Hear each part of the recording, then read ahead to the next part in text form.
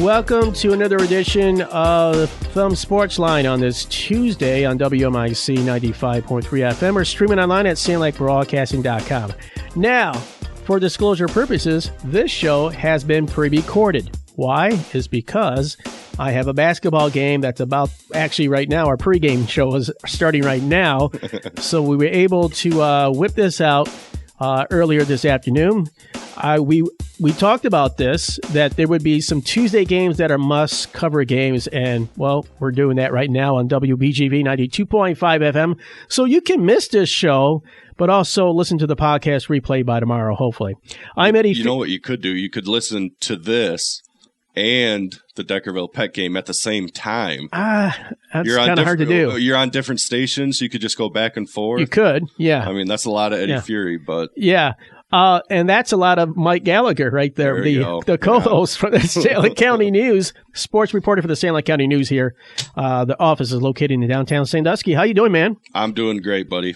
Great to be back. This is the second edition, the winter sports season edition of Sportsline. A lot happened, of course, over the week. I had two games to start off the broadcast season for us on 92.5. I had Brown City hosting Harbor Beach girls. Pretty good game. I saw some bright spots from the Harbor Beach team. Even the JV team. Looking forward to that. Ashley Winter-Palmer helped me out with that, and she helped me out for the boys Harbor Beach team. I had to make sure I caught them, especially when they were going up against the Sandusky Wolves. And Sandusky Wolves had them on their ropes there for the first quarter. But then things kind of a little bit of a meltdown, I think, on one side. And then, just defensively, Harbor Beach came back. Yeah, I'm interested to get your thoughts on that game because we saw after the first quarter it was 18-15 Sandusky. And, hey, not bad start, especially on the road.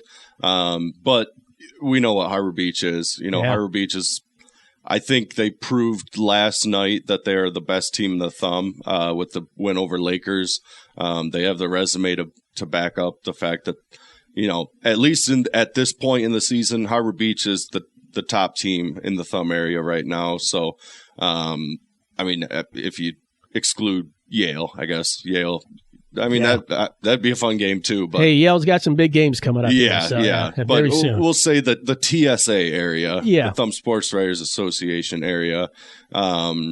So, I'm interested to hear what your thoughts about Sandusky, too, because that was your first time seeing them in person, correct? Yep. And then we both covered Brown City Harbor Beach the other night, so we'll get into that a little bit. But first of all, while we're at the beginning of the show here, your game of the week is Peck Deckerville Girls. That's happening right now as we speak. Currently. Again, this show's pre-recorded. Yes, but that's going to be live right now as I'm speaking. Yeah, it's going to be very confusing. Yes, that's at Deckerville High School. They're hosting the Peck Pirate Girls. Yeah. So if you're listening to this right now, you can flip over to what are you on 92.5? WBGV 92.5. Yeah, and this, Eddie, I'm really looking forward to this game because there's some great players in this game. Obviously with Libby and Maylee Tank, Maya Garza for Deckerville.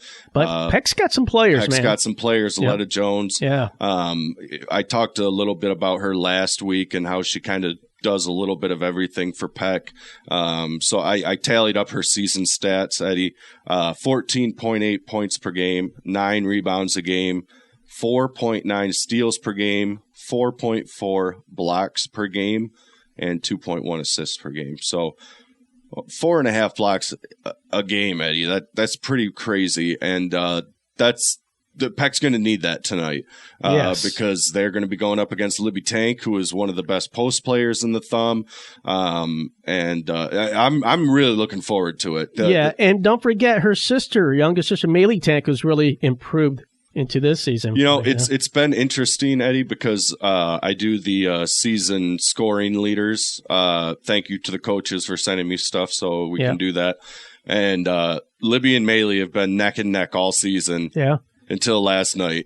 That's right. Libby went for 25 points against North Huron. Well, she's the intern that comes here on Tuesday and Thursday mornings with me, and I kind of maybe poked the bear.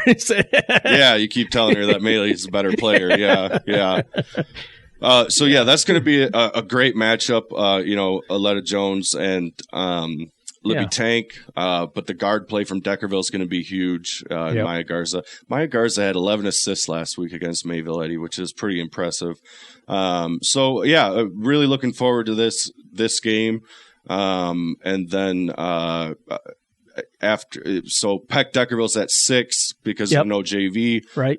So I'm going to be able to sneak over to CPS to watch CPS Caseville as well. So that's a later game tonight. Yep. Yeah. So good deal. Good night of basketball. Yeah. And so you mentioned one of your scoring leaders, Harley Leisure, is Brown City leading with 18.3, but Maley Tank in second at this point. I think that might be. I think Libby may have gotten past her. Just past her as of last night, right? Because of her 25 points, right. Libby Tank of Deckerville at 17.9 points per game.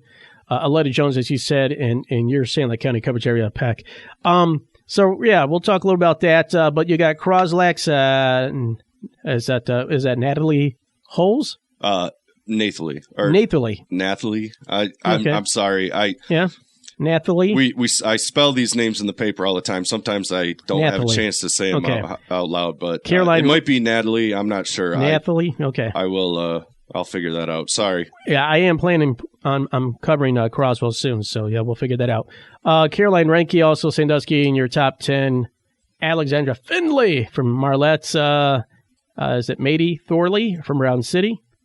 And or it might be Maddie Thorley. Yeah. Ella McMillan of Croswell and Emily Coa, CPS. Look at that. Yeah. That's cool. So that's an elected top 10. That's a good nice. I've had fun doing it. It's a fun project that I like to work on, and I really appreciate the coaches sending me all of their box scores so that we're able to keep up on that for the season, because I think it is interesting. I think people do enjoy seeing the scoring leaders in the county, and currently in boys basketball, we've got a tightly contested race for the top spot between Thomas West of Peck and then Cam Saunders and Max Knoll of Croslex. So, who I hope to see this season, maybe against Deckerville later for boys basketball. Okay, yeah. So yeah, absolutely. So yeah, looking forward to that. All right, so we're going to try to talk about the other conferences too, but we're going to really focus on our Sanilac County conferences as well. We're getting ready for a big event this Saturday evening too. Yep. The first Thumb Sports Writers Association Hall of Fame 2026. Looking forward to that event. That's this Saturday evening.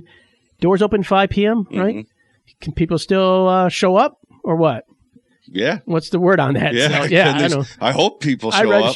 I have to get a brand new shirt and tie for this event because I gained so much weight from Florida, and I'm not losing it quick enough that nothing fits anymore. So now I got to go get a new shirt and tie. So pants, though, are stretched. So I made sure, but it's tight. It's a tight stretch now. Yeah. So, yeah. You need to get stretch shirts as well. That's what I'm going to have to go look for, because it's going to get even stretched out more at this meal for this event. Yeah. That's happening Saturday at Ubley Heights Golf and Country Club, by the way, for the Thumb Sports Writers Association Hall of Fame event, our first one. So. Yeah, come check it out.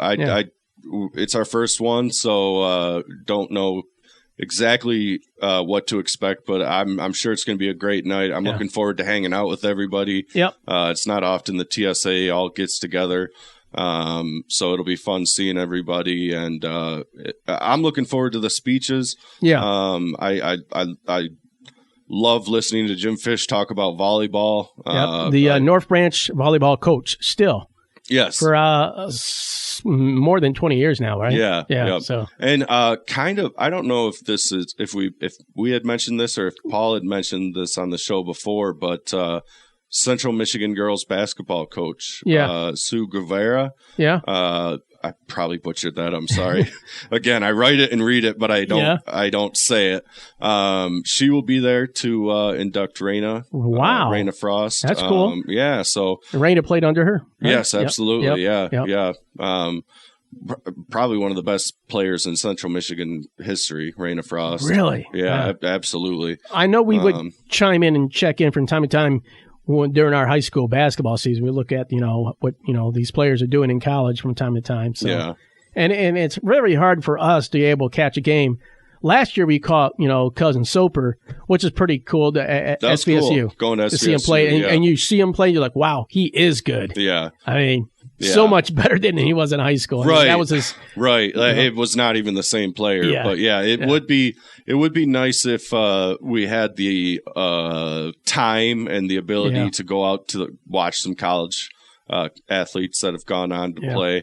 I know Gaden Muxlow is playing at Grand Rapids Community College. He's doing very well. I'd love to watch him play, see the way he's developed.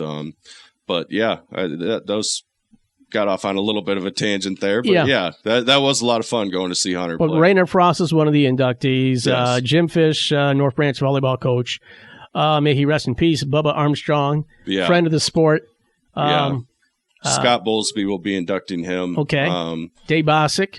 Right. I'm looking forward to meeting him. Never met him before. So who started the Thumb Sports Writers Association. I'm looking forward to hearing what he has to say about, the TSA in general. The fact that, him and Paul basically started it and, look at what it's become over the past 20 years. Eli Kraft won a state championship football, played basketball too, but he's being honored for football. Basketball player who played football was quite good, Jordan Bitzer from Unionville Sebring. Another Central Michigan University great. Looking forward to this. So and then Sam Fish as well. Jim Fish's daughter. She is as a volleyball player. Nobody from Sanilac County. What the heck? Not yet, but okay. I'm getting so just to pull back the curtain a little bit. The process we did was we each county brought nominations to our TSA meeting, and then we voted on each category. And, Sanilac County, I feel like I picked some pretty solid ones. Obviously Al DeMott was on the list, but it's you compare Al DeMott, Jim Fish, you really can't go wrong either way. But we got Bubba. He's Sanilac County, so Marlette area. We'll take that. Yeah. But I know in the future we have some pretty good basketball players and girls and boys. We got some good ones here. We're going to have some tough votes coming up. Yeah, we got some football players too, or coaches. So I'm looking forward to that. Yeah. All right. So come out. It's going to be a fun night. It's going to be, we'll be serving drinks. We'll be having food. For the adults. For the adults, yes. I wasn't trying to get any kid in trouble. Right. I was, but it's going to be a great time, and I'm really looking forward to it. Go to tsahof.com if you want to attend. That's tsahof.com. I don't know if it's closed yet or not, but you can still check. If anybody has any questions about it, or if they, need help getting tickets or whatever, just feel free to reach out to me on Facebook or text or whatever. All right. Or even Facebook Messenger, the Thumb Sports Writers Association Facebook page. Yep.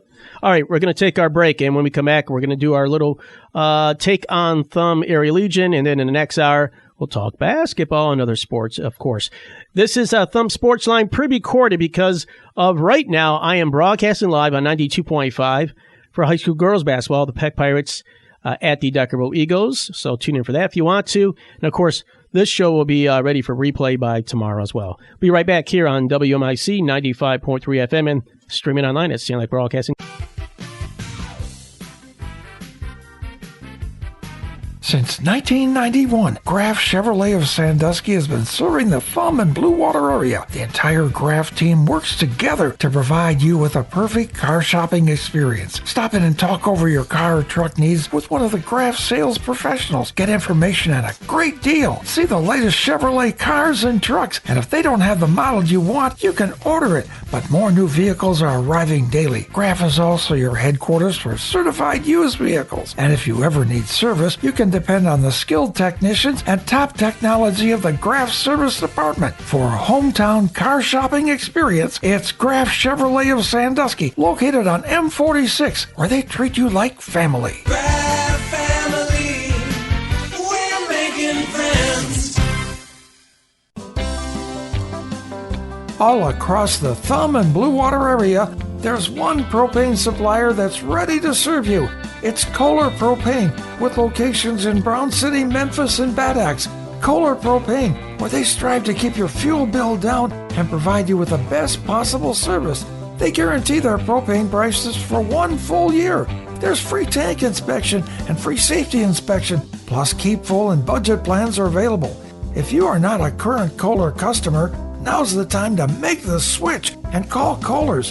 Whether it's propane for your home's heating system or for your farm or business, they're ready to serve you. Remember, Kohler's covers the entire Thumb and Blue Water area. For information, call toll-free 800-572-2191. That's 800-572-2191. Or visit getkohlers.com.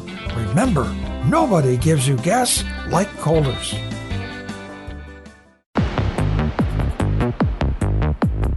Welcome back to WMIC's Thumb Sportsline on 95.3 FM. And again, a disclosure, this has been pre-recorded because our live broadcast of high school girls basketball, Peck at Deckerville. In this segment, we'll talk about the Thumb Air Legion hockey team. They were on a 4-game losing streak, and then last week, Friday and Saturday, which I find very tough to play back-to-back. Days like that, it could be a short night.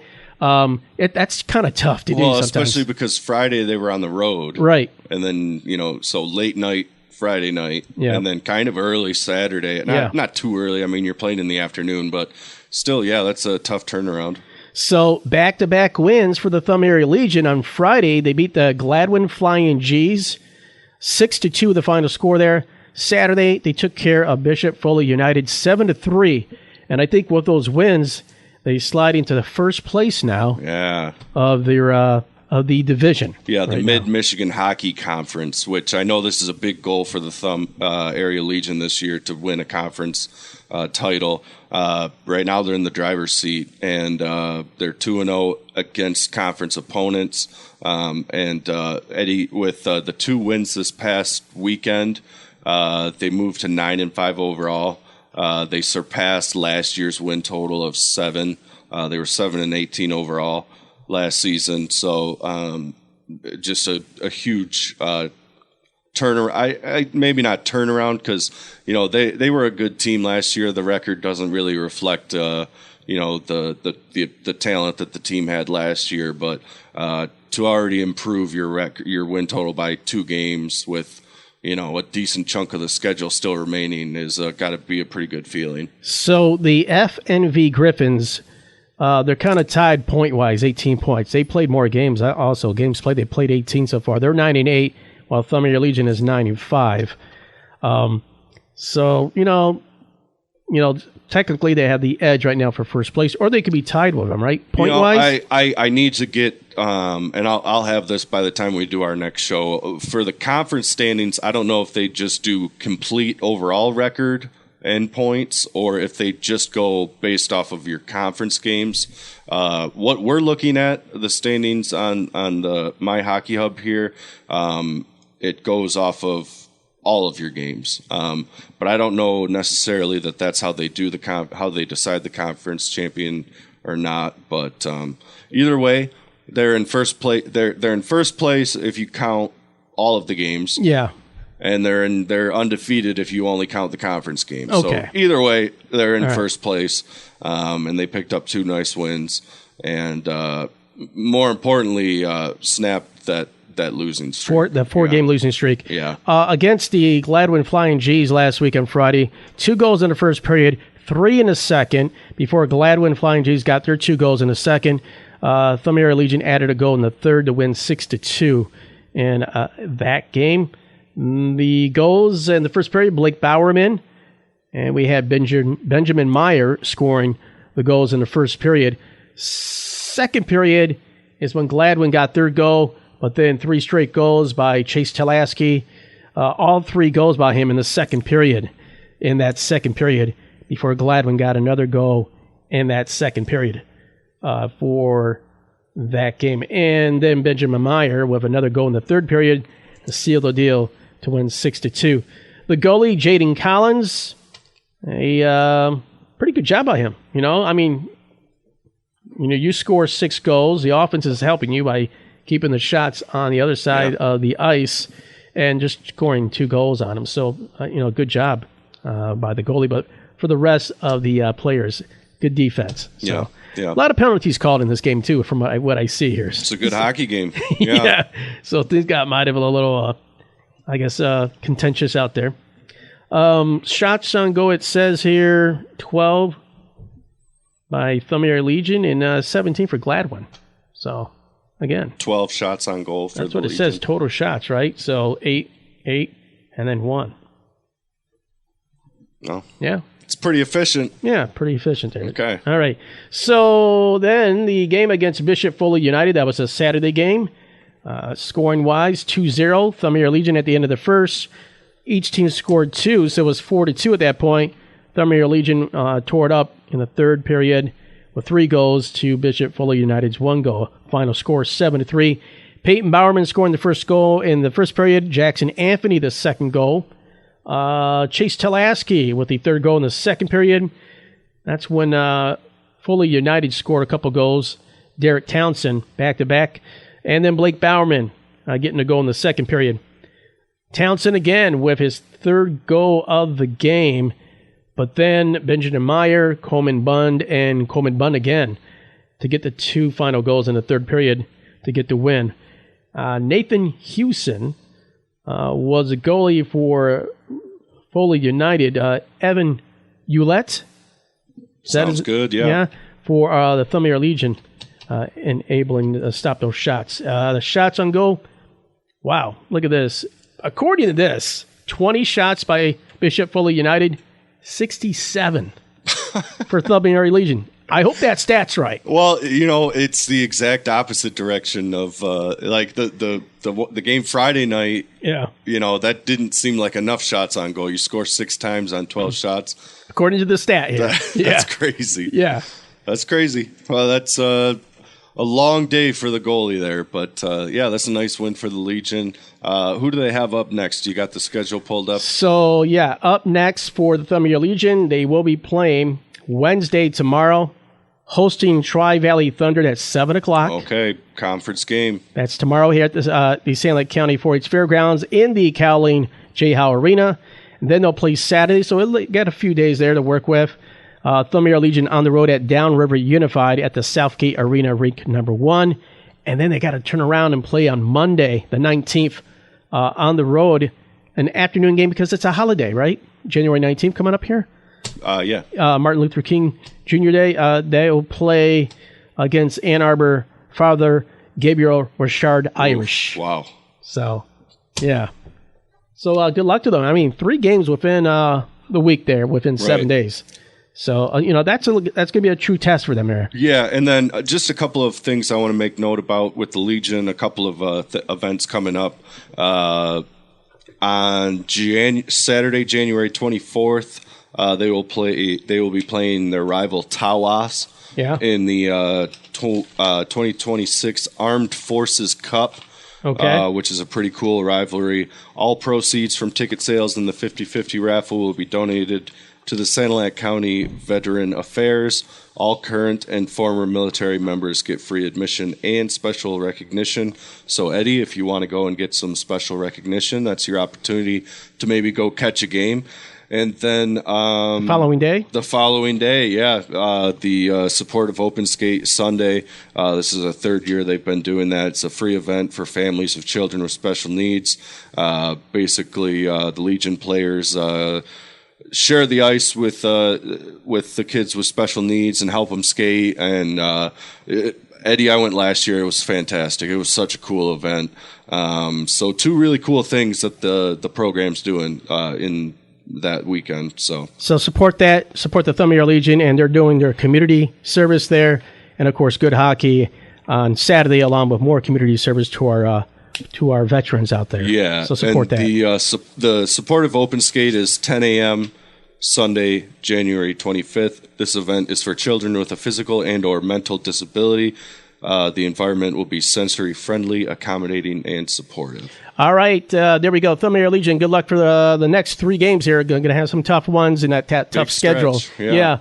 We'll be right back here after the 6 o'clock news for Thumb Sportsline on WMIC 95.3 FM. Don't forget, we got a live game going on 92.5 WBGV, streaming online at SanilacBroadcasting.com. We'll be right back.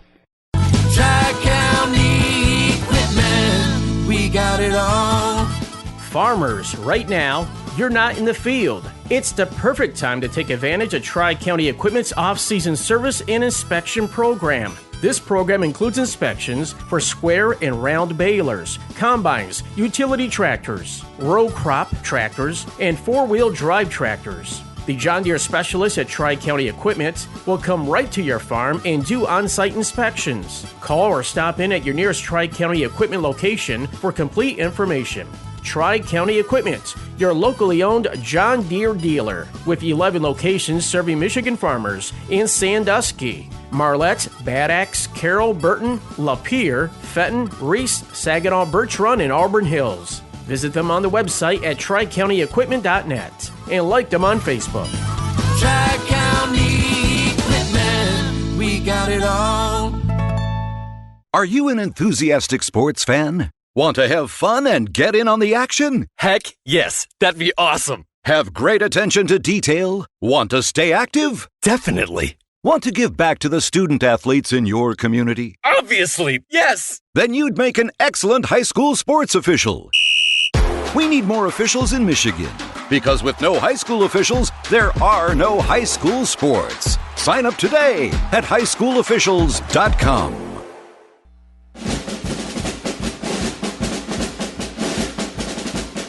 Welcome back to Thumb Sportsline 6 o'clock hour. And again, a program note. This is pre-recorded because of the live broadcasts on WBGV 92.5. I'm actually doing the live broadcast of high school girls basketball, Peck Pirate girls at the Deckerville Eagles. I'm Eddie Fury. That is Mike Gallagher, the Sanilac County News. Pick up his newspaper tomorrow, Wednesday. If you get the online edition, it's ready for you by midnight. All right, so we now go into the Blue Water Area Conference of High School Boys Basketball. Croswell Lexington Pioneers playing very well right now. 4 straight wins. Last win was last night against a pretty tough team from one of the smaller conferences, the Big Thumb Blue Division, the Kingston Cardinals. Kingston hung in there with Croswell Lexington, but Croswell wins 61-52.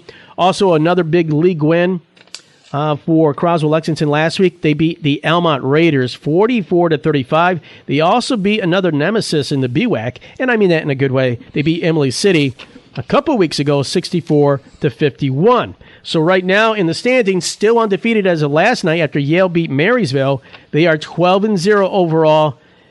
Croswell Lexington 8-3 overall. Almont 6-3. But in the conference standings, Yale Bulldogs at 5-0. Croswell Lexington at 4-0. Almont at 3-2. Emily City 3-2. Armada 2-3. North Branch 1-3. Richmond 1-4, and Algonac 0-5. So your top 4 teams right there: Yale, Croswell Lexington, Almont this year, and Emily City. And I say to a smaller degree, Armada Tigers. You never want to sleep on that team. Croswell Lexington, though, pretty good job right now for the first-year head coach, Cameron Mason, with these players who have been together in some shape or form in the last couple years. Hey, not a bad start right now, but you're going to be pretty soon here after this week, especially next week, highly anticipated a week from tonight. It's Croswell Lexington at Yale Bulldogs. Yeah, and Eddie, we talked about it last week. The first test that Croslex had to pass was the Emily City game. Yep. And Almont. And Almont, yeah. Of course. But to go into Imlay City and get a win, yes, that is a very hard thing to do. Yep.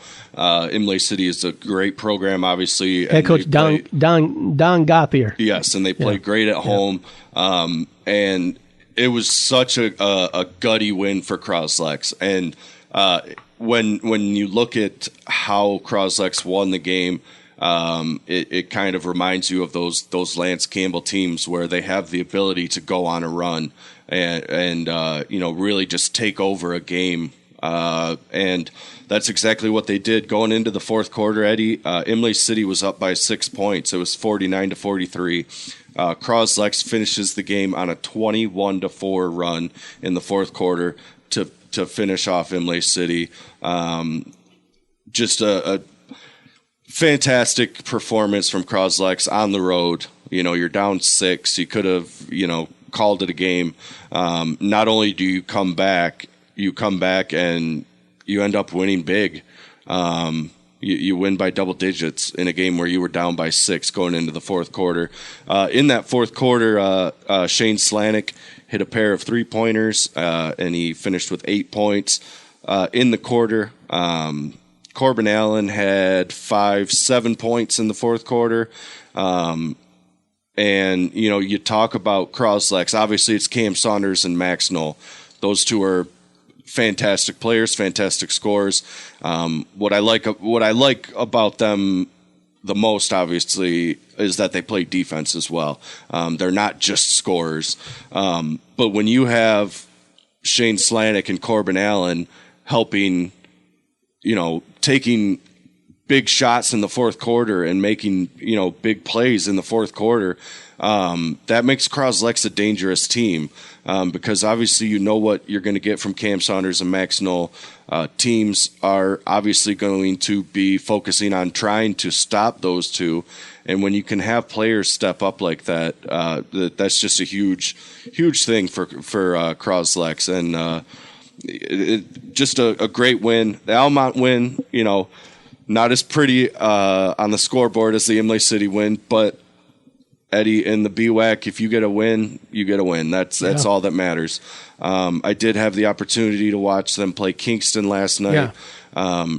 That's the second time I've seen Kingston. Eddie, their record does not reflect how good of a team they are. Yeah. They really beefed up their non-conference schedule this year. I believe they're 4-7 now, but they're 4-7 right now, and they could still be the undefeated Blue Division champions, and it wouldn't surprise me. But Dryden Cardinals are pretty good, right? Well, and Deckerville too. Deckerville got them at the end of last season. Yeah. But I'm just saying, Kingston is that good, and it was Croslex got up big, and Kingston chipped away, and they had a nice run in the fourth quarter. But it's for Croslex. Obviously, Cam Saunders and Max Knoll, they're giving you almost 40 points a night between the two of them.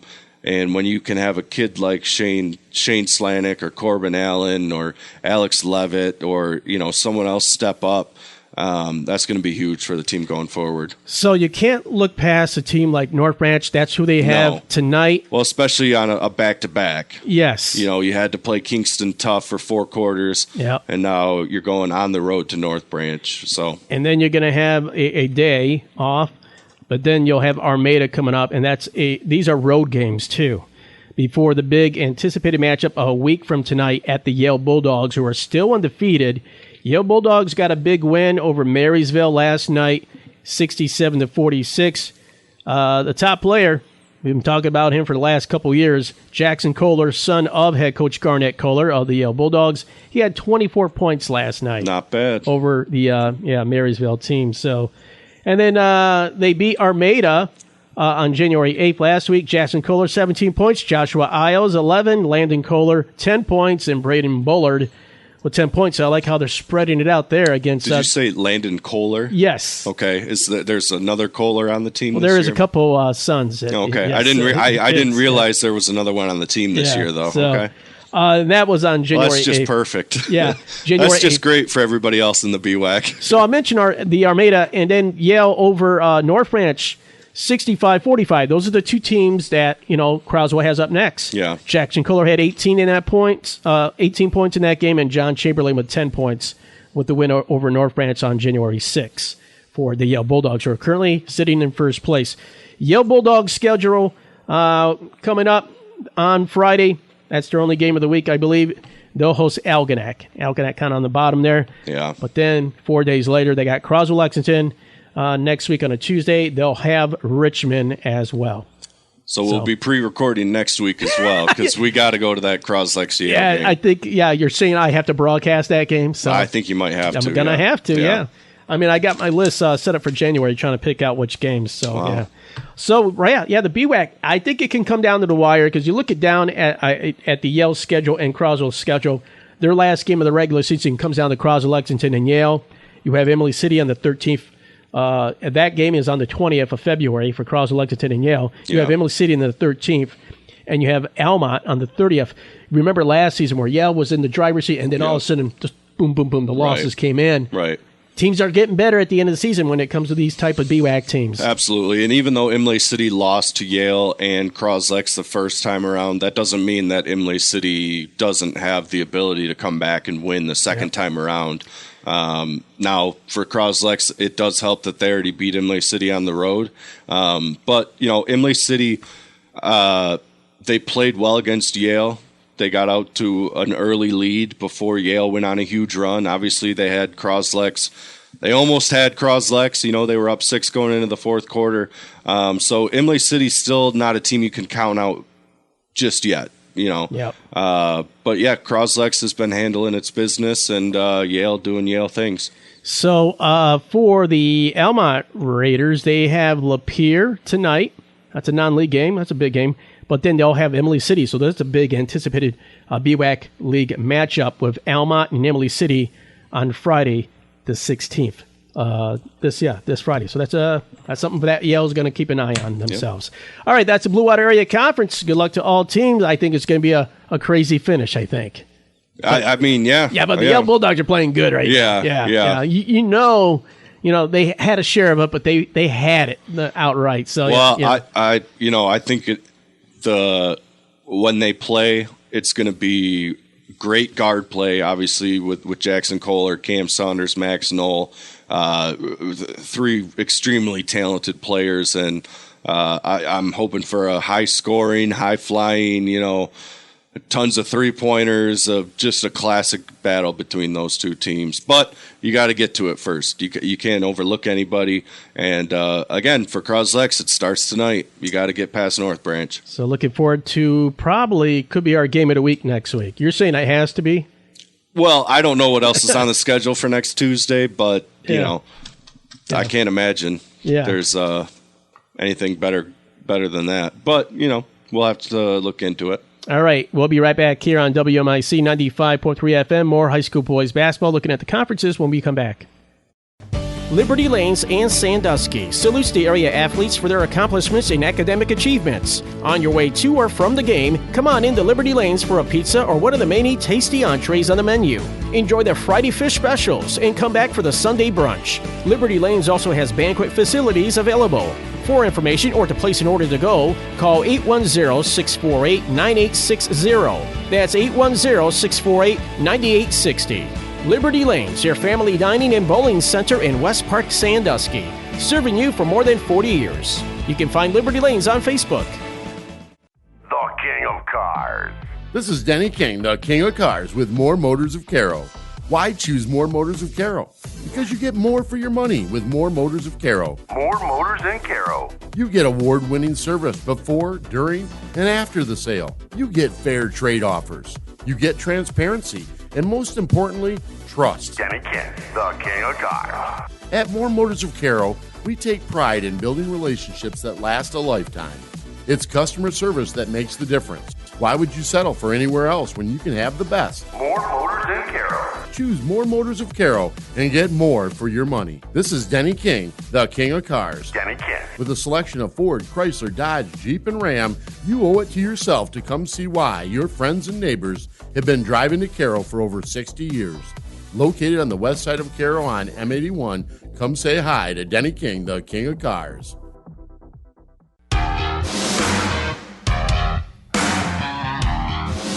Welcome back to WMIC 95.3 FM.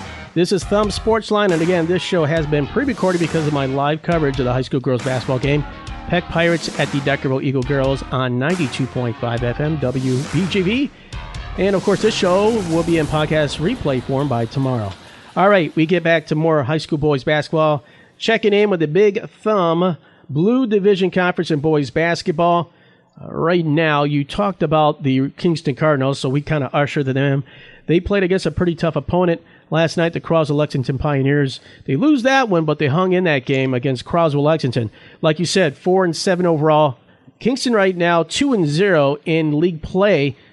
Technically, they're in first place. Yeah. Deckerville 5-4. Man, they had a lead against Unionville Seaboyne last night. They came up short, but they're 1-0 in conference play, as well as Dryden at 1-0. Then Mayville at 0-2, 5-4 overall. Dryden 4-6 overall, by the way. And the Bay City All Saints, yes, are playing the Big Blue Division. They are 0-2 league play and 2-7 overall. So this race, to a degree here, I think the top 4 teams are right there. I mean, Mayville's been playing pretty good basketball. Kingston, of course, is playing really good basketball and playing really good teams. Dryden playing not too bad, although they had a loss against Armada, but that's a BWAC conference. Right. Much like Kingston played a BWAC opponent last night. Deckerville, they're perplexing. It's like a Jekyll and Hyde team, game by game here. Okay, they were playing pretty good basketball. They were on a 4 game winning streak before they went to USA. And again, USA, that's a tough team. Justin Jacobs, a great player for the Patriots. But yeah, I mean, they beat Mayville. They beat Mayville big. I mean, to open up conference play, 68-45. I mean, that's a big win. But I think they're a good team. I think when you look at Deckerville, you don't know who is going to be the leading scorer every night, which in a good way. You have multiple different players that can go off for big games. Jesse Kubaki has been kind of the leading scorer so far. Last night he had 14, but then Logan Shanks 10 points. Brandon Solowitz had 9 points. But then you go back and you look at the Mayville game, 9 points for Solowitz, only 2 points for Kubaki, but Logan Shanks, 11 points, Evan Benji, 15 points, Jackson Peruski, 11 points. So it's a team that is hard to match up against because, who are you going to focus on? What do you want to try and take away? If you want to focus on, stopping Jesse Kubaki, okay, Mayville did that, and, they still lost by 20-plus points. So I think it's a good team, but we're going to find out where they belong in the blue standings. Because, like you said, at this point, I think their 3 straight games are against league opponents. They're going to be on the road at Bay City All Saints. If there's a game there, because we got a winter storm watch coming in, for tomorrow, Wednesday. But then they have Dryden on Friday.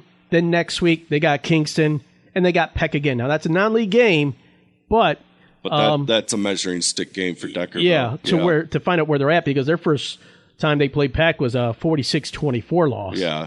But these are very important league games coming up. The next 3 games here for the Deckerville Eagles. Yeah, absolutely. They get Dryden and Kingston at home, so that's a big deal. All Saints, you're going to have to go on the road, but I think, just because of the fact that I've seen Kingston, they beat Sandusky. They were impressive in that game. Despite losing to Croslex last night, they were within 6 points with less than a minute to go. And they played well. I think Kingston's a very good team. And again, 4-7, but their non-conference schedule has been pretty crazy. Yeah. So and Dryden's Dryden. So I think after these next 3 games, we're obviously going to know a lot more about the Blue Division. And hopefully Deckerville's able to come away. If Deckerville's able to win 2 out of the next 3, you got to feel pretty good, right? Yeah. I think obviously you want all 3 of them, but if you go to Bay City All Saints and get a win, and then you split the home games with Dryden and Kingston, I think you got to feel pretty good if you're Deckerville. So Deckerville, their schedule outside of the league conference, they had Brown City and Lakers on their schedule. They lost both those games to open up. They were right there with Unionville Seaboy, but Unionville Seaboy came back and made those free throws at the end of the game, too. So, Deckerville, I think, kind of let that one go away. They had that scoring drought at the end of the first quarter, and that's something they can't do here in the next couple games, or especially the next 3 opponents with Bay City All Saints, and then Dryden this Friday, and then next week against Kingston on the 21st. Yeah, Eddie, that fourth quarter last night against USA, USA finished the game on a 15-5 run. Yeah, you can't let that happen against Dryden or Kingston. Right. So that's a little bit of a good test for them. That's a game that they needed as they head into these games here. So. Yeah, absolutely. All right, for Kingston, they do have some, after playing Krause Lexington, which is an impressive to put them on the schedule. Like you said, they hung in there with them. Yeah. They've got an interesting game here at Alpena, but it's being played at Northwood University tomorrow. If that game is still scheduled, they have Deckerville next week. That's a anticipated matchup. That's on the 21st, and that's on Wednesday. And then they'll have Ubley, another non-league game, on the 26th for Kingston. They'll have Dryden on the 30th, so that's that key league game for Kingston Cardinals themselves. So that's where we're at. The Dryden Cardinals, like I said, they're in the mix with being the top, the top three. They have Deckerville, of course, this Friday. That's a road game. Sterling Heights Parkway Christian, that's a makeup game. That comes on the 19th. They're at Mayville on the 21st. Next week for Dryden. Do you think these long road trips takes a little lot out of you or not? I mean, good teams don't let that affect you. They're kids. Yeah. I mean, a long road trip, it definitely affects me. Yeah. If I'm driving for 3 hours, then they're kids, and I don't think it's really that big of a deal. But you mentioned that Kingston Alpena game. And you might be asking, well, why would Croslex play Alpena? Yeah. So the head basketball coach at Alpena is former Kingston Cardinal Evan Neff. Oh. I don't know if you remember him. Yes, good player. Great player, yeah. Fantastic scorer. That's pretty awesome. Yeah, so, and you said that's at Northwood? That's a cool experience. Yes. So, yeah. By the way, Alpena's a beautiful city to visit. Yes, hang out with. I almost worked there. Nice radio station there. Almost, yeah. So, too much family around here to leave, though. So, yeah. All right, let's look at the Big Thumb Red Division, where the Peck Pirates are in that division, along with Akron Fairgrove, North Huron, Carsonville, Port Sanilac, and Caseville.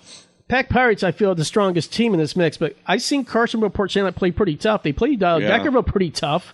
Yeah. They got some good spirit on that team and players. But the Peck Pirates, they stacked their schedule. They opened up with Ubley. That was a loss way back in early December. They did lose to Kingston, but that's a non-league game. They beat Deckerville 46-24. That was the first win. 2 straight losses against Armada, K-Peck. Those are decent teams. They win over Brown City.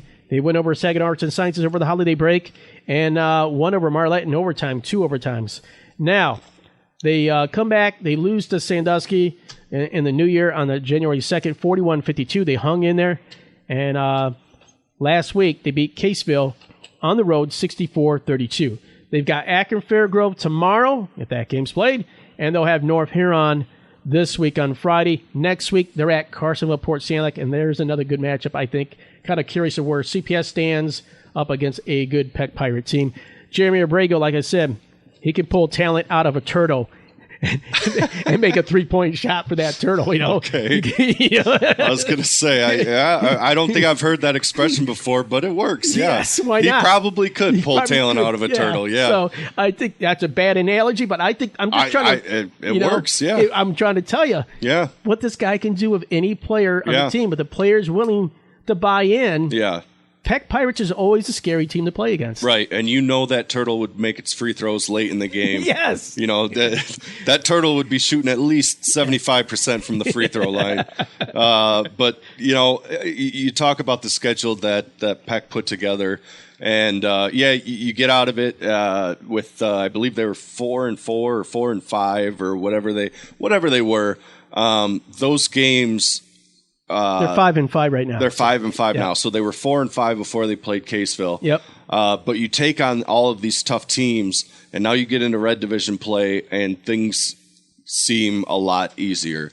You're not going up against a Brown City or a Sandusky or an Armada, and that's no disrespect to Caseville, but it's just Peck is now playing a team its own size.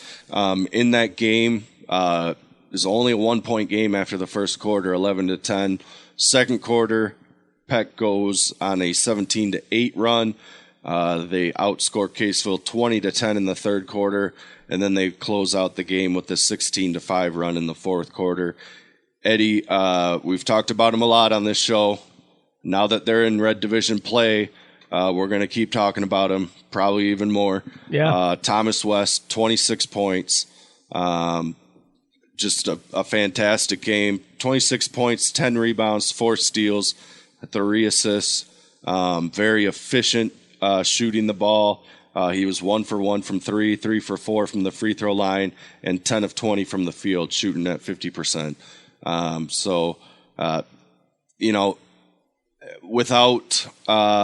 Without knowing too much about North Huron or Akron or Caseville, I think you could easily say that Thomas West is the best player in this division, in this in the Red Division of this conference, and he's going to have some monster games coming up. Now that they're in Red Division play. All right, so we're moving on to the Carson-Port St. Louis Tiger boys. They got a win over Caseville themselves last week, 54-49. Caseville started to come back because it's a little bit of a mini meltdown, I think, for the CPS Tigers behavior-wise in the court. I think there was a technical call to one of the players. Okay. I was watching the game, kind of looking at it.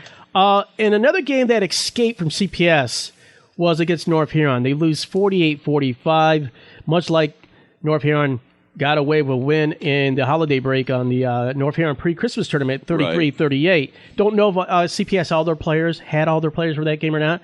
Well, man, they had an opportunity to be right there in the standings in the mix. Now they're 1-1, losing to North Huron last week, 45-48, but they bounced back, get that Caseville win, 54-49. Non-league game against Mayville, and then they'll have Akron Fairgrove. That's not going to be easy as well. Akron Fairgrove can still shoot some ball. So this week CPS. Then they'll have their league matchup next week, Wednesday, hosting the Pack Pirates. Yeah. We mentioned it on last week's show how it was interesting. They played Caseville and North Huron in the holiday tournament, and then they start the new year with North Huron and Caseville. They lost to North Huron at the tournament. They lost to North Huron by 3. Yeah. In the North Huron game, Jack Bobo had a huge game, 13 points, 16 rebounds. But unfortunately, it wasn't enough for CPS. Blaine Abbott had 14 points, and Isaiah Rosser, he had 4 assists and 6 points. But going into the fourth quarter, it was a tie game. CPS went on a 17-9 run in the third quarter before North Huron finished with a 16-13 run in the fourth. But we won't dwell too much on the North Huron loss. The Caseville win, that's you had to have it if you're a CPS. Losing to North Huron first to open up Red Division play. Great way to bounce back and get back into the win column. Against Caseville, it was 19-16 after the first quarter. CPS was winning, and then in the second quarter they went on a 12-4 run, which proved to be the difference. Caseville did make a nice run at the end of the game. They outscored CPS 20-16 in the fourth. But monster game from Isaiah Roster, 18 points, 10 rebounds, 2 assists, 3 steals. Blaine Abbott, 11 points, 6 rebounds, 3 steals. And Jack Bobo, 8 points and 7 assists. So, Eddie, I haven't seen this CPS team in a couple weeks. I'm hoping to catch them again soon. But, the talent, they're proving that the talent is there. Yeah. They're a lot more competitive this season. It does hurt that they lost to North Huron twice. Mm-hmm. But those were both highly competitive games. The Deckerville game was competitive. You beat Caseville twice. That's great. I've already said on the show, I love Blaine Abbott. I love the way he plays. I love his play style and his playing ability. And then Isaiah Rosser, obviously, you know what you're going to get from him. You're going to get a great effort. You're going to get a great player. But the player that's kind of surprised me is Jack Bobo. Yeah. He's not only emerged as a good scorer, but a consistent scorer. He's been scoring a decent amount of points in every game, which is what CPS needs from him. And it's Akron Fairgrove. We don't know anything about Akron Fairgrove, but that I'm sure CPS will be competitive. They'll compete. And then Peck, that's gonna be a tough one, but that could be a prove-it game for CPS. So they're under a head coach, Eric Taylor. Eric Taylor, yeah. Okay. Tyler McClellan is assistant coach. Okay, JV that's what coach, they have on here. Okay, yeah. so it's good. I mean, he's been there for a while. Eric Taylor is in his second year at CPS. I don't know if you can remember back to the Cliff Amy days, but Eric Taylor was on. His first NCTL championship team, I think. I think he was. He is a CPS grad, right? I like what he's doing there. Yeah. All right. So North Huron has Caseville and Peck this week. That's tomorrow, and then Peck on Friday. Akron Fairgrove, we had mentioned they have Peck at CPS. Akron Fairgrove has Peck. Okay. And then at CPS. Okay. And Caseville, well, basically what we just mentioned, those two teams, they got North Huron this week on tomorrow, and then on Friday, Burton Centerpoint Christian. All right, that's the Big Thumb Red Division of high school boys basketball. We're going to take a break and come back to Big Thumb Conference once again here on WMIC 95.3 FM. It is Thumb Sportsline. Be right back. All across the Thumb and Blue Water area, there's one propane supplier that's ready to serve you. It's Kohler Propane, with locations in Brown City, Memphis, and Bad Axe. Kohler Propane, where they strive to keep your fuel bill down and provide you with the best possible service. They guarantee their propane prices for 1 full year. There's free tank inspection and free safety inspection, plus keep full and budget plans are available. If you are not a current Kohler customer, now's the time to make the switch and call Kohler's. Whether it's propane for your home's heating system or for your farm or business, they're ready to serve you. Remember, Kohler's covers the entire Thumb and Blue Water area. For information, call toll-free 800-572-2191. That's 800-572-2191. Or visit getkohlers.com. Remember, nobody gives you gas like Kohler's.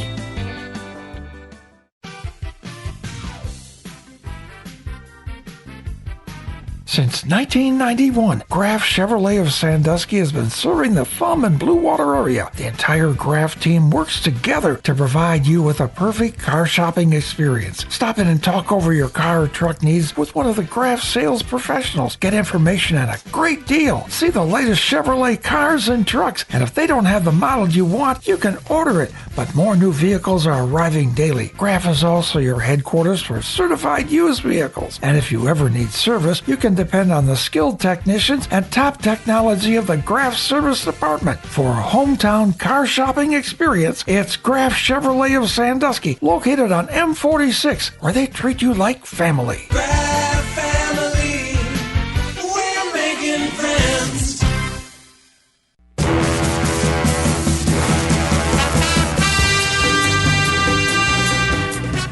Welcome back to WMIC's Thumb Sportsline on 95.3 FM, streaming online at SaniLacBroadcasting.com. A podcast replay available tomorrow. And again, this edition has been pre-recorded due to the live high school girls basketball game that I am doing right now on 92.5 WBGV with the Peck Pirate girls at the Deckerville Eagles.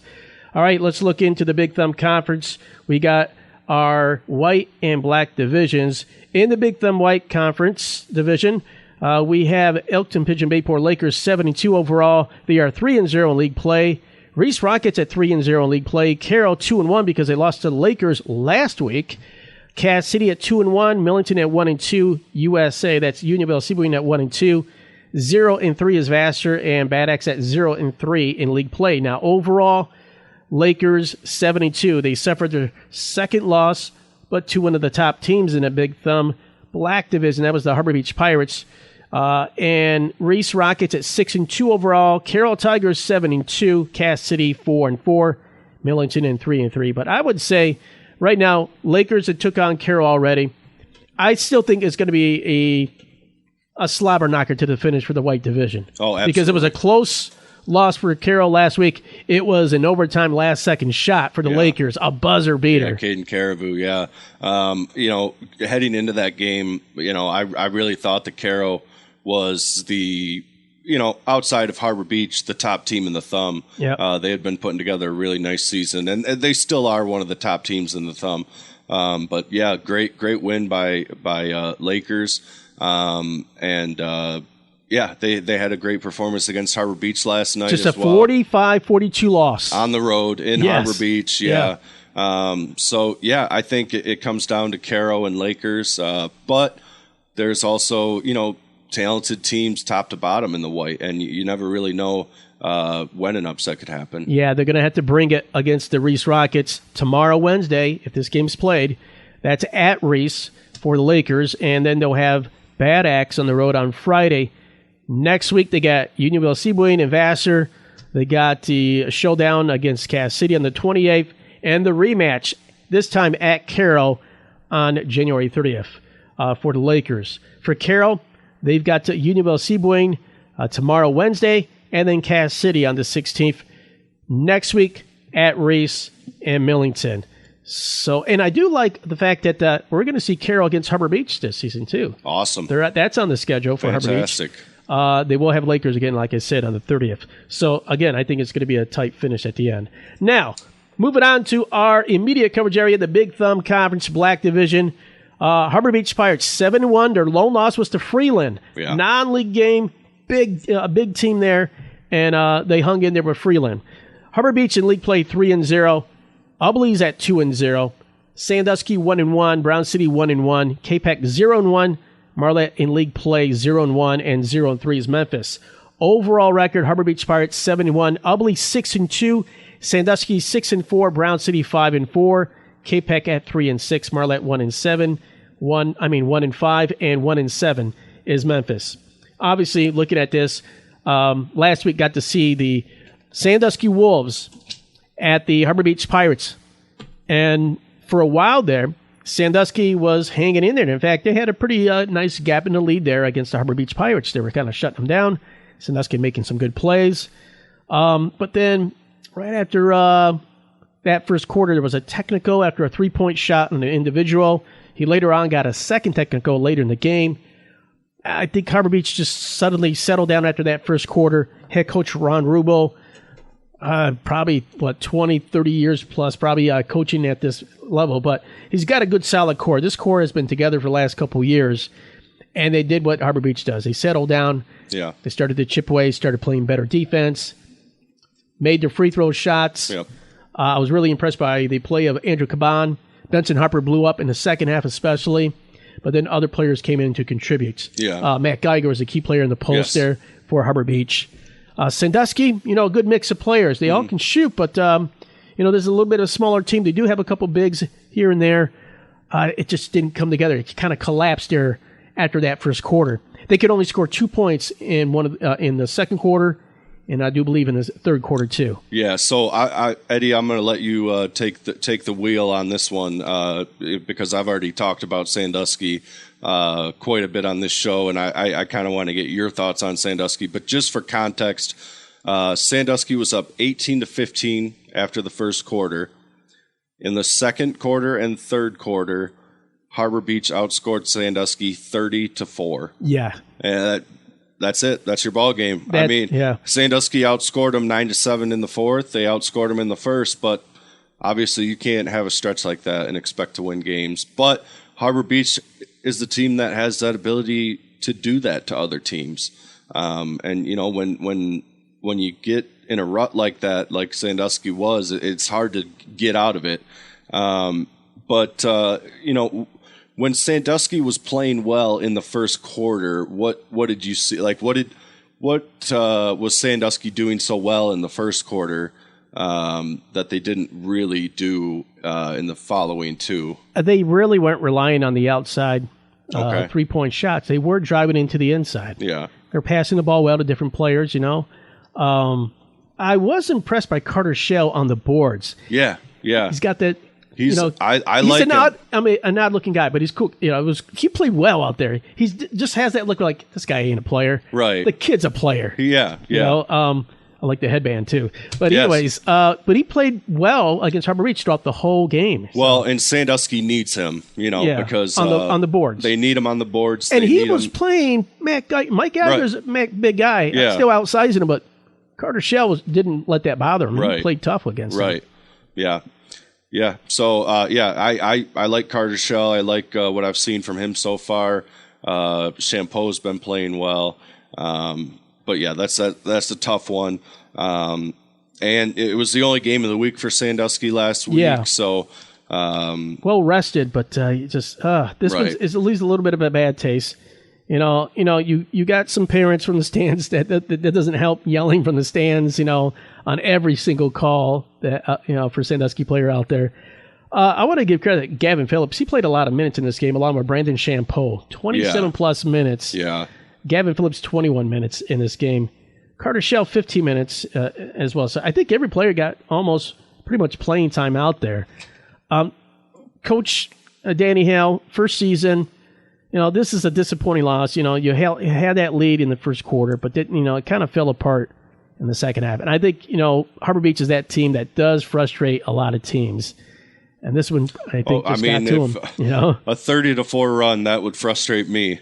But looking at the box score, Eddie, Sandusky was 2 of 6 from the free throw line. Harbor Beach, 20 of 33. It's a lot of fouls. It's a lot of fouls. Benson Harper was 8 of 10 from the free throw line. And then Andrew Caban, 6 of 8, 22 points for Harper. You mentioned Matt Geiger. He had 9 points and 13 rebounds. So, I mean, that's a tough matchup. Now, for Sandusky, you've shown that you can do it. Yeah. You've shown that you have the ability to do it. And now you just got to – for Sandusky now, what you have to do is you have to lock in, and you're going to have to win the rest of your Black Division games in order for that second game with Harbor Beach to mean something. Yeah, it's not going to be easy. They got K-Pac tomorrow. That's a home game. Okay. And then on Friday night, they host Ubley. Those are tough games. Yeah, and those are tough games. Ubley's been playing well, yeah. Yeah. And Ubley plays Harbor Beach tomorrow. Okay. Yeah, that's a big one. That's a big one. And then next week at Marlette.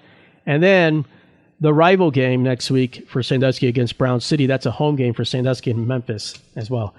Yeah, they just got to, they had that good first quarter, just got to put together. But I think the fouls and, it was the play being disrupted a lot as just indicating the foul. Well, the fouls, calls, yeah. That can take you out of your rhythm here. Absolutely. They did have an individual who had 2 technical fouls.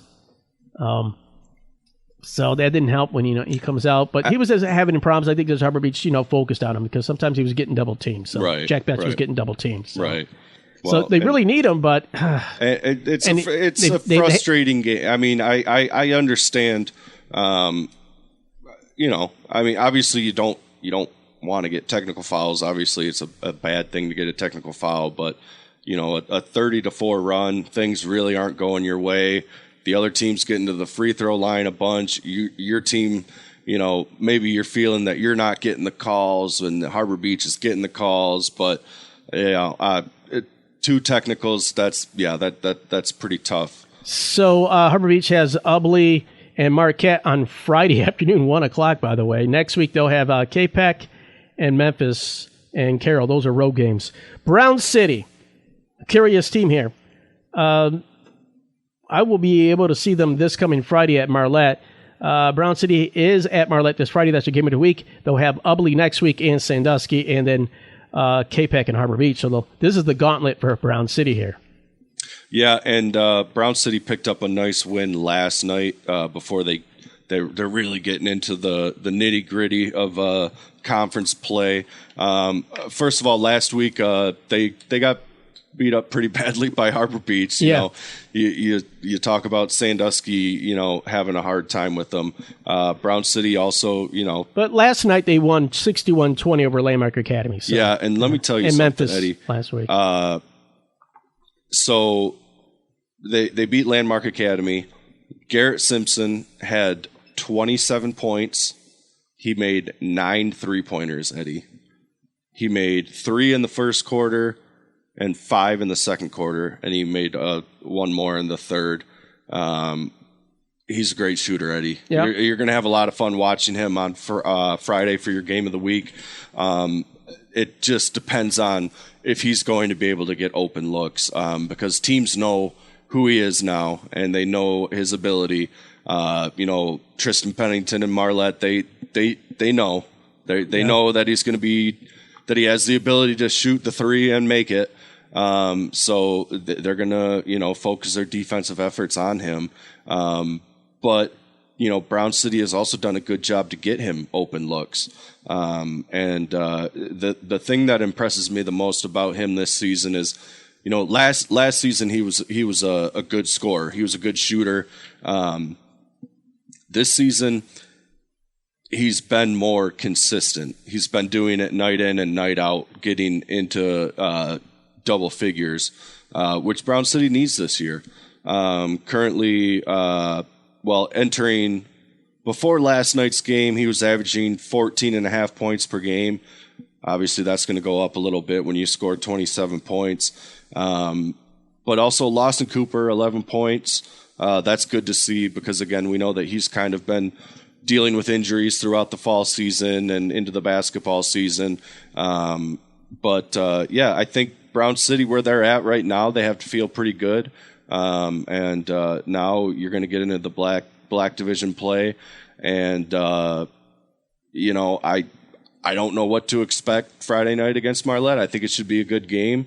I don't think Garrett Simpson, I hope I'm wrong, but I don't think Garrett Simpson will score 27 points. I think Marlette will defend him a little bit better than Landmark did, but I could be wrong. Yeah, I hope I am wrong. I hope he goes for 30 points. But it should be, it's always a good rivalry game there.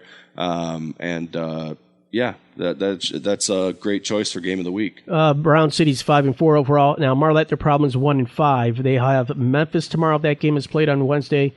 And then, of course, our game of the week this Friday, Brown City at Marlette on the 16th. Next week, Marlette has Sandusky and Ubley, and then Harbor Beach, and then K-Pac in a couple weeks. It's been a rough go here for the Marlette Red Raiders. Their last win was over Landmark Academy for their Caster Christmas Classic at Marlette. Landmark Academy playing everybody up here this year. Yeah, that was a 58-33 win for Marlette. That's their lone win for the season. They'll have Memphis tomorrow if it's played, and then Brown City, our game of the week. What can you tell me about Marlette? So I haven't seen them since the Christmas tournament. Yeah. I'm not sure. I guess they've only had the one game against Burton Bendel. So I think what you can expect to see on Friday night is a great effort from Luke Thomas. He's one of the highest energy players in the Thumb. He's gonna be nonstop going for Marlette, and they're gonna need him. They're gonna need him to be the go-to guy. He has that ability to be a great scorer for them. I think the advantage, just on paper, the advantage that Marlette is going to have against Brown City is on the boards. Brown City, pretty undersized this season. Now, they do work very hard to get rebounds.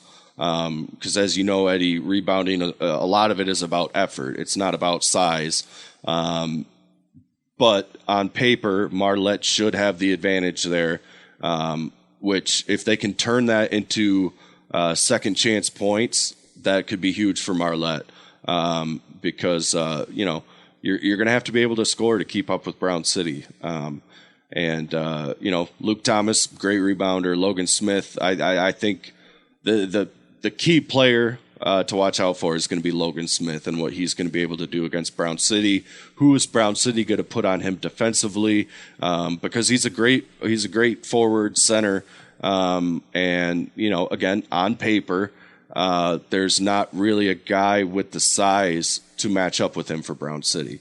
So if you're Marlette, you that's feed the monster. Yeah. Try and take advantage of that. And if you're Brown City, get the ball in the hands of Garrett Simpson, man, because he's playing fantastic basketball this season. All right, for the Ubly Bearcats, they're in second place. They've had 4 straight wins over USA, Reese, Memphis, and then KPEC last week. They have Harbor Beach, yes, a backyard brawl in the gym.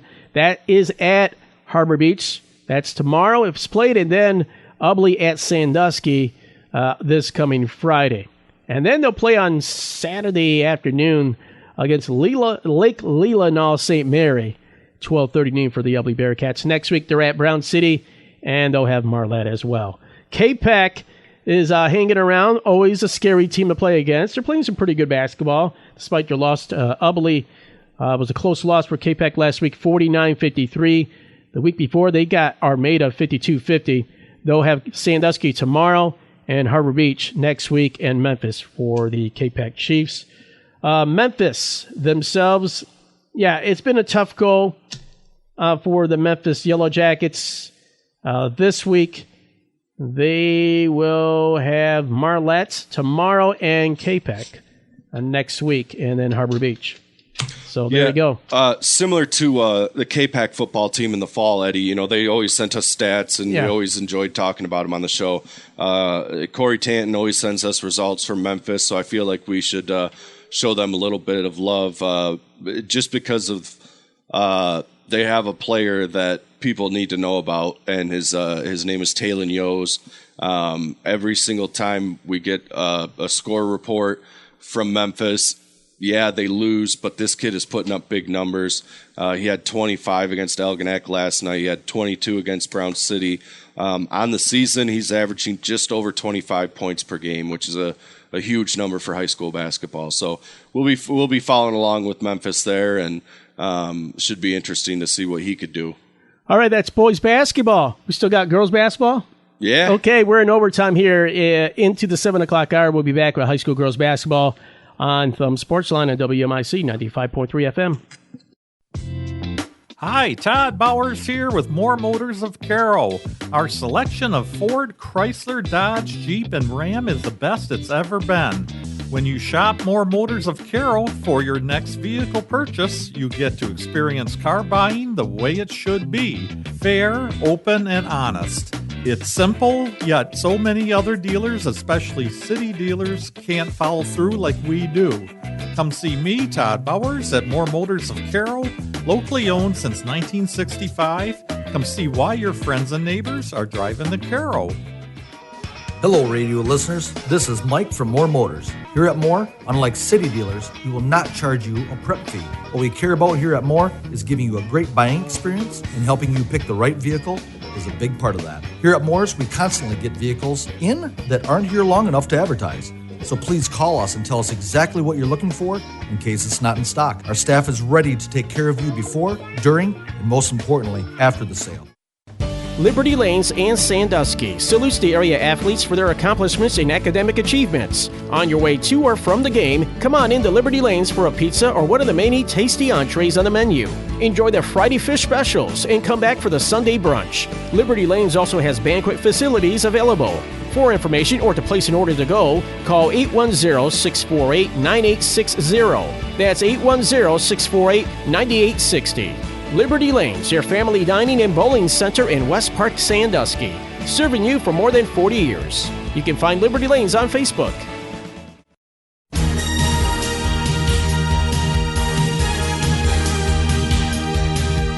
Welcome back to WMIC Sportsline on 95.3 FM. Pre-recorded because I'm doing a high school basketball game right now. All right, we look into high school girls basketball. The Blue Water Area Conference. The Croswell Lexington Pioneers doing pretty good, 6-1 overall. They're 4-0 in league play. Yale Bulldogs undefeated at 6-0. They are 4-0 in conference play. Armada right there at 3-1 in conference play. Their loss was to Yale, and they are 4-3 overall. Emily City right there at 2-2, 5-3.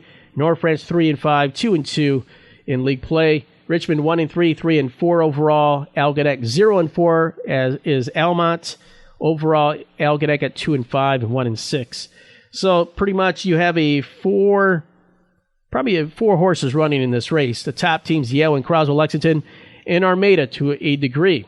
Now, for the Croswell Lexington Pioneers, they last week beat Almont 52-29. They had a non-league game, a loss to St. Clair 23-43. Tonight, they're at Emily City, and then another big matchup, highly anticipated. Croswell Lexington is at Armada Girls on Friday night. That is a very key league showdown. Next week on Monday, they're going to be on the road at the Kingston Cardinals, who I believe is probably the top team. One of the top teams in our area coverage. That's an exciting matchup. Yeah, that should be fun. And then in a couple of weeks as well, they'll have North Branch on their league schedule. Showdown at Yale comes on the 27th for the Croswell Lexington Pioneer Girls. But they got Emily City. You can't look past them. They're a good team. And then on the road at Armada. These are road games for Croswell Lexington Pioneers. Well, the thing about the thing that I've liked about Croslex is they've taken care of business so far this season. They've gone out and they've won the games that they're supposed to win. And right now, this is going to tell us a lot about Croslex because they have Emily City and Armada back-to-back. And when you look at, obviously, great start to the season for Croslex, 6-1, overall, 4-0 in the BWAC. You beat, you won the games, the BWAC games that you were supposed to win. But when you look at who they have played so far, Almont, 0-4 in the BWAC. Algonac, 0-4 in the BWAC. North Branch, 2-2. Richmond, 1-3. Those are the bottom four teams in the Blue Water Area Conference. Now you're playing the upper echelon teams, the Armadas, the Emily Cities, and then the Yales after that. So for Croswell Lexington, you have a chance to make a big statement with these next two games, and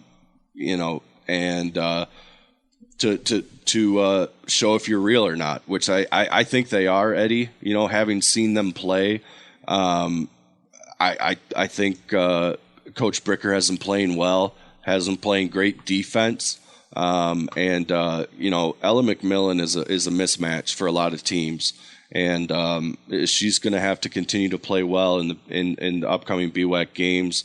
But for Croslex, I love what I've seen so far, but again, you look at the teams that they've beaten in the BWAC, and it's more of you beat the teams you were supposed to beat. Now let's go out and win these 50-50 games, these Emily Cities, the Armadas, and it's all building up to that matchup with Yale. So because I think Yale has proven that it's the top team in the BWAC.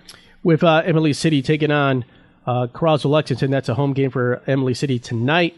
They'll be at Almont on Friday night for the Emily City Spartan girls. Armada, they will meet up against Croswell Lexington. They're at Algonac tonight, and then of course the big home game. Armada can try to get back in this race and possibly hand Croswell Lexington their first league loss.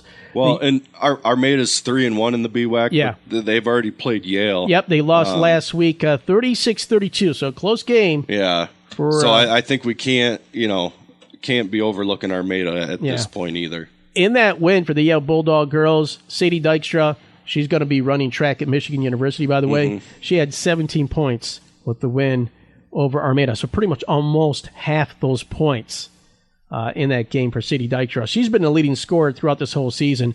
For Sandusky Wolf girls, their first loss was to the Yale Bulldogs. Yeah. Sadie Dykstra threw down 24 points on them. The Yale Bulldogs, Croswell Lexington Pioneers, Armada. Yale's already got Armada out of the way for the first round. This week, tonight, they're at North Branch, and they'll have Algonac. Non-league game against New Baltimore, Anchor Bay, and USA Girls, who's actually playing pretty good basketball. Undefeated. And then in a couple weeks, they're at Richmond, and then a big showdown against Croswell Lexington for Yale. So really highly anticipated matchup. Everybody's looking at that one, but Croswell Lexington does have that. Emily City and Armada this week. It's going to be tough. Yep. All right, that's the Blue Water Area Conference. Let's start going into the Big Thumb Conference. Okay. We'll take a look. Let's start off right now through the Red Division teams. Okay. Give you the standings on that real quick here. In that division, you have Bay City All Saint girls, who are 4-1 overall, 1-0 in league play. Owen Gage playing pretty good basketball, 4-2. Yep. North Huron 2-6. Akron Fairgrove at 1-3, and CPS girls at 1-5 overall. Caseville 0-3. So for the Bay City All Saint girls, actually for CPS, let's go on them because they got Caseville tonight. Yeah, and you mentioned CPS 1-5. I think that record's a little bit misleading. Yep. I fully expect them to go out and get a win against Caseville tonight, because they've played some tough competition so far to prepare themselves for this conference play. Obviously, you open the season with Kingston. Your one win against Mayville. You play Deckerville, Peck, Marlette, and then of course All Saints. The Marlette game, 50-36. That's a pretty good showing for CPS. The All Saints game, it's unfortunate that was the first Red Division game of the season for CPS. You'd kind of like to ease into conference play. Instead, you start on the road against the defending champions of the conference. But again, that score a little bit misleading. But first, when you look at the Marlette game, when you look at the box score for CPS, it was really only one quarter, Eddie. It was 12-11 after the first quarter. It was 27-23 at halftime. A 12-2 run in the third quarter for Marlette was the difference. Because in the fourth quarter, again, it was 11-11. So just one poor quarter for CPS, and the same thing happened at All Saints. It was a close game. All Saints got the win, 31-17. All Saints gets the win. Let's see. I can't pull up the box score now, but CPS will have North Huron tonight. It's a home game. Caseville. Yeah, because there was a weird mistype. They have Caseville tonight. Right. Yeah. They will have North Huron next week. Or actually, this week. They'll have them on Thursday at North Huron. So CPS will have Caseville tonight and at North Huron Thursday. And All Saints, who beat CPS last week, 31-17. They're at Akron Fairgrove tonight, and then Thursday they host Caseville, and then Garber on the road on Friday. So when you look at the CPS and All Saints game, yep. All Saints is up by 2 after the first quarter. They're up by 4 at halftime. They're up by 6 going into the fourth quarter. So, CPS hanging around for the entire game until the fourth quarter when All Saints goes on a 12-4 run to close out the game. So you end up with what looks like a lopsided game, a 31-17 loss for CPS when, they really played well for most of the game. They are very young again this year. Ella Grigg, 8th grader, played well against All Saints. So 1-5, but this is a CPS team that I think still should be in the conversation for a Red Division title. They'll get All Saints again at home. But first, you need to start stacking some wins if you're CPS, and you're going to have the ability to do that with the stretch you have coming up. Obviously, Caseville, North Huron, Akron Fairgrove, Owen Gage, even Memphis. That's a game that I think they could win. I think CPS is going to be all right. I'm looking forward to watching them play tonight against Caseville. I haven't had a chance to see them this season, but I fully expect them to go out and get the win tonight. All right, I already mentioned that the All Saints will have Akron Fairgrove tonight and Caseville, and then Garber on Friday.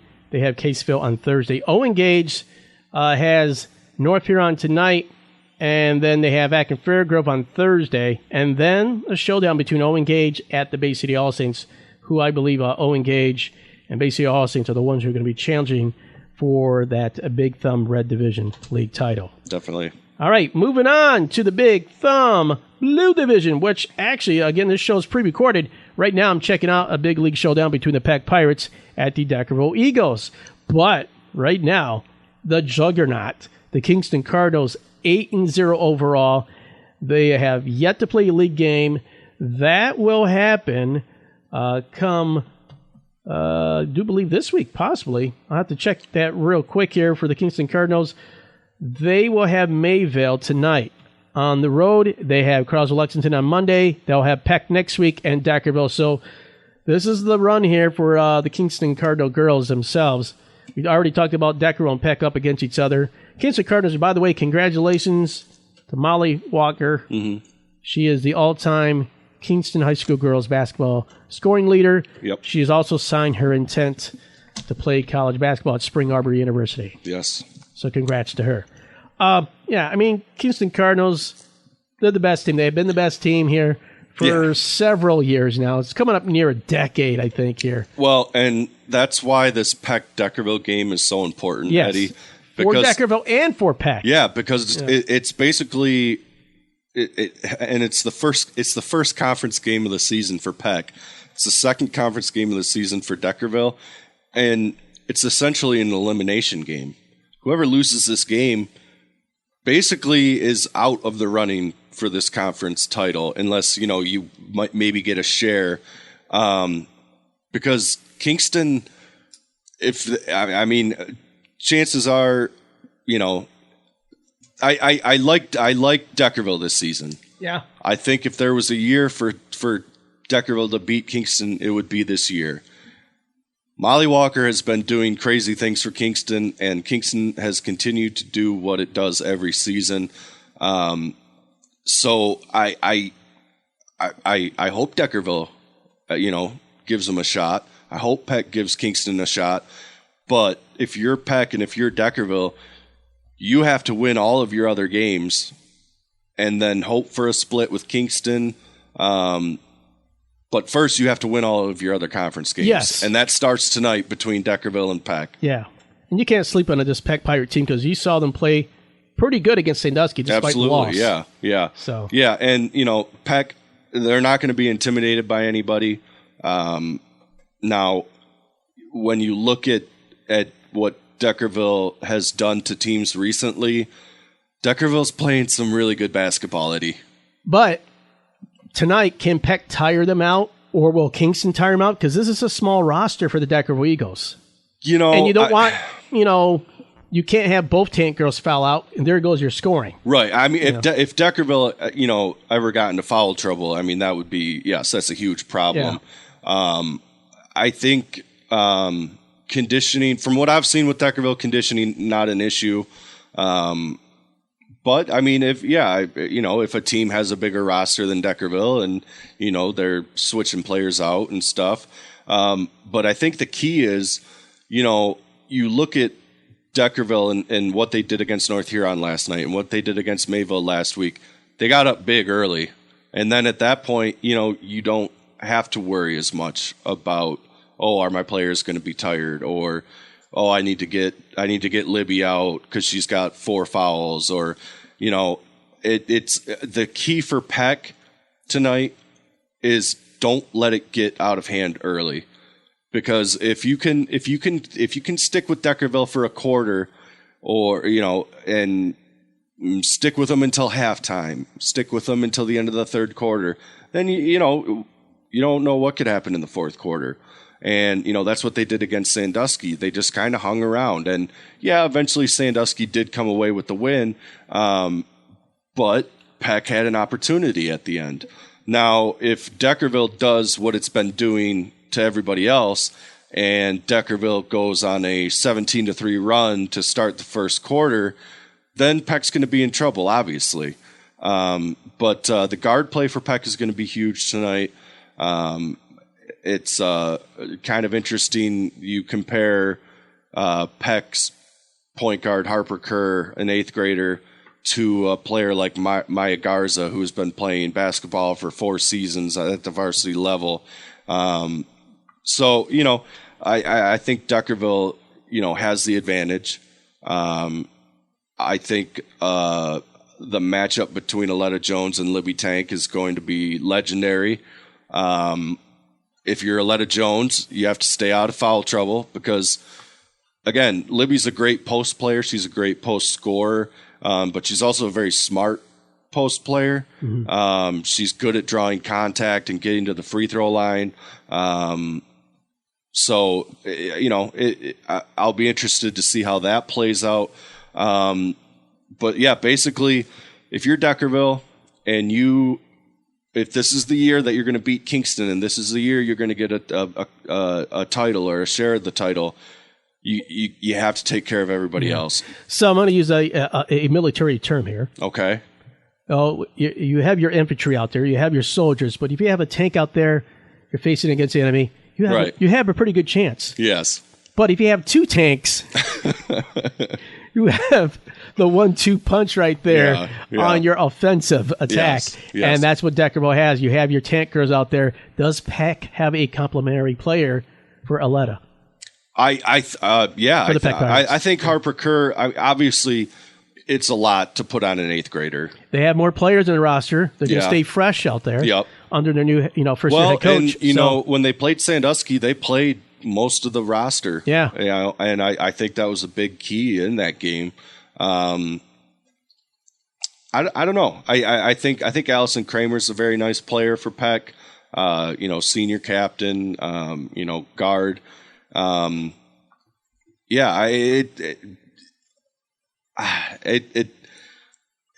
just excited for the game. Find out, because right now we're near the end of the game. Switch over to the rate. Yeah, because this is pre-recorded. Yeah, so you can switch over. You'll hear the podcast replay. Find out what's going on right now on 92.5 WBGV. Now, Peck does have, like you said, Deckerville tonight. That game underway. They have Mayville on Thursday. Next week they have Kingston and Memphis. Those are all road games before they have a home game on the 27th, hosting Caseville, and they'll have Almont in a couple 2 weeks. Deckerville tonight against Peck. They've got a Thursday nice league cross-conference matchup against Brown City. That'll be a nice test. Oh, I like that. Yeah, and they'll have Memphis next week. And then, of course, the big showdown on the 22nd.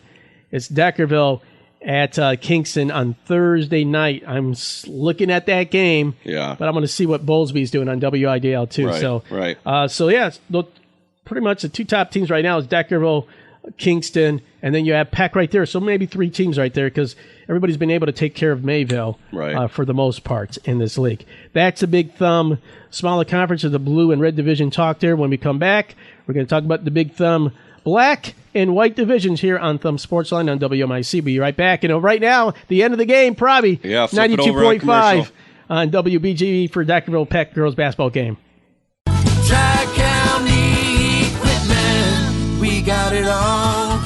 Farmers, right now, you're not in the field. It's the perfect time to take advantage of Tri-County Equipment's off-season service and inspection program. This program includes inspections for square and round balers, combines, utility tractors, row crop tractors, and 4-wheel drive tractors. The John Deere specialists at Tri-County Equipment will come right to your farm and do on-site inspections. Call or stop in at your nearest Tri-County Equipment location for complete information.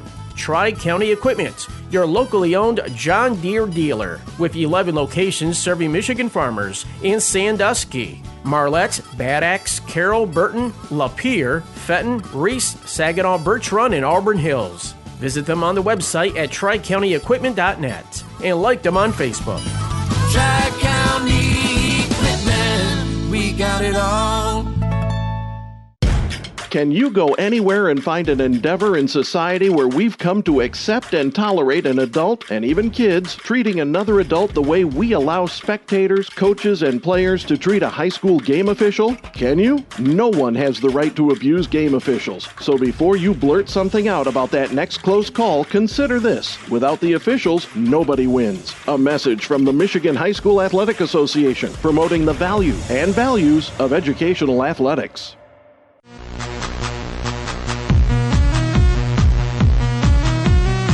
Welcome back to WMIC Thumb Sports Line on 95.3 FM. Pre-recorded show here as we now dive into the Big Thumb Black and White Division.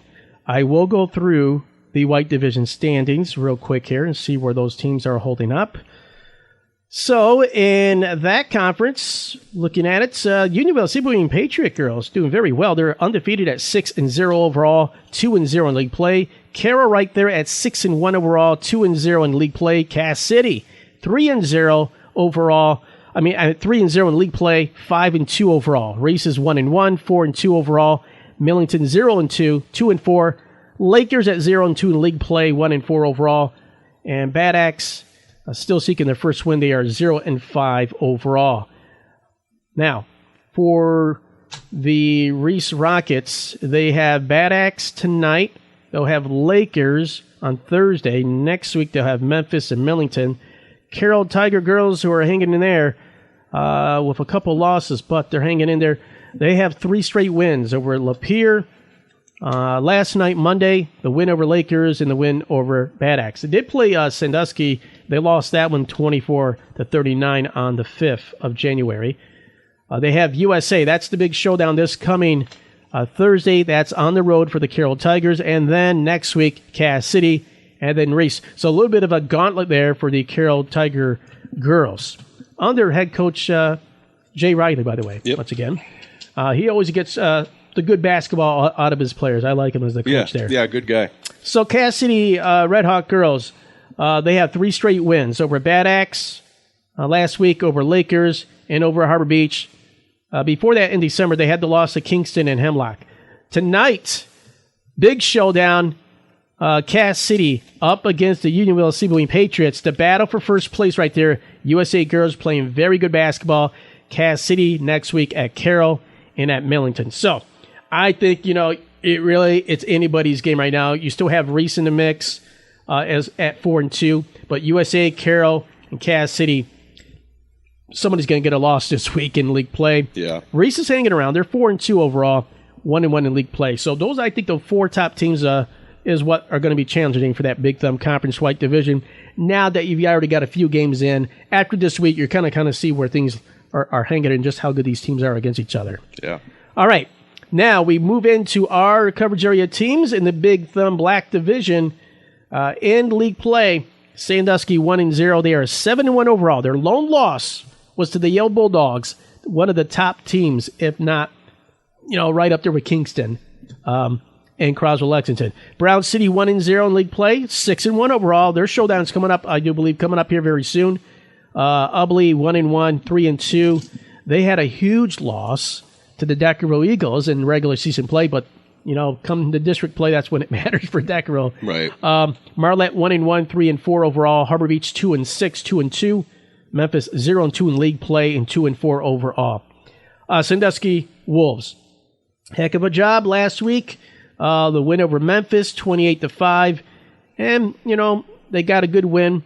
Struggled just a bit, but they still got that non-cross-conference win over the Carroll Tigers 39-24. Peck Pirates, you talked about, they played them tough, but Sandusky came away on January 2nd, 43-31. Now they have a league game on the road at Harbor Beach tonight. They'll have Ubley coming up next week and at Marlette next week as well before the showdown against Brown City on the 27th, which falls on a Tuesday too. I told you all these big games are happening on Tuesdays. So, okay, Sandusky Wolves, how do they look so far? Well, I'm a little bit curious about the Memphis game. When you see that final score, 28-5, it's kind of interesting. But when you look at the box score, because again, I didn't watch this game, I didn't go to this game. Sandusky was up 17-0 after the first quarter. So I'm curious if it's a situation where Sandusky, took the foot off the gas, or did their offense struggle? I don't know. Because, obviously holding a team to 5 points is incredible. That's a great defensive effort. That's how Sandusky's going to win games. That's how they've been winning games this season. But 28 points after you scored 17 in the first quarter is not concerning because I'm assuming what happened was Sandusky, started to run the clock and, not take as many shots. Okay, it's a conference win. You get the conference win. It doesn't matter how you get it. But the win over Carroll, Eddie, that's an impressive win. Yeah. Because Carroll's a good basketball team this season. And, this was a game. It was 6-6 after the first quarter. At halftime, Sandusky was only up by 3, 15-12. You come out in the third quarter. You start the second half with a 16-4 run. But what's kind of unique about that is 6 different Sandusky players scored in that third quarter, which that's your typical, classic Sandusky basketball. So the Memphis game, I'm just going to throw it out. Maybe it's a weird outlier. They played great defense, so you can't be mad at a win. But Carroll, that's a nice win for Sandusky. That's a signature win, and it was a balanced scoring attack, as it always is for Sandusky. But Caroline Reinke had 10 points. Emma Merriman with 10 points. That's the first time she scored in double figures this season, or in her career, I believe. But Reinke also had 9 rebounds, 6 steals. Cora Arbaugh, 4 points, 4 rebounds. Maggie Kine, 5 points, 3 steals. Brooke Wendling, 4 points, 3 rebounds, 3 steals. So if you're Sandusky, great week. You pick up a great non-conference win. You pick up a conference win. And, you're sitting in a good spot. Sandusky, Sandusky and Brown City both have only played one conference game, and everybody else in the conference already has a loss. So, you're sitting at 1-0, and you're already ahead of everybody else. And yeah, Ubly's a good team. Harbor Beach, a good team. Yeah. But at this point right now, it's Sandusky and Brown City, and they've earned that. When obviously Sandusky's 7-1, they lost to Yale. Okay, not bad. Brown City 6-1, they lost to Kingston. Okay, no big deal. So I think this is going to be a great race between the two of them, Sandusky and Brown City. It's going to be tough for Brown City because Sandusky has dominated this division. But if there was a year to do it, it would be this year. It's similar when we talk about Deckerville and Kingston in the Blue Division. Yeah. If there was a year to beat Kingston, if you're Deckerville, it's got to be this year. It's got to be when you have Libby as a senior and Garza as a senior. This year, if there's a year for Brown City to get past Sandusky in this division, it's this year. You got to do it. Well, you have Harley Leisure on this team. Yeah. And for Brown City, after their win last week, a game of the week for girls basketball last week, they had a 45-33 win over the Harbor Beach Pirates. They did play Kingston, like you said. Yeah. That's a loss, 65-39. Kingston, we already know what Kingston's all about.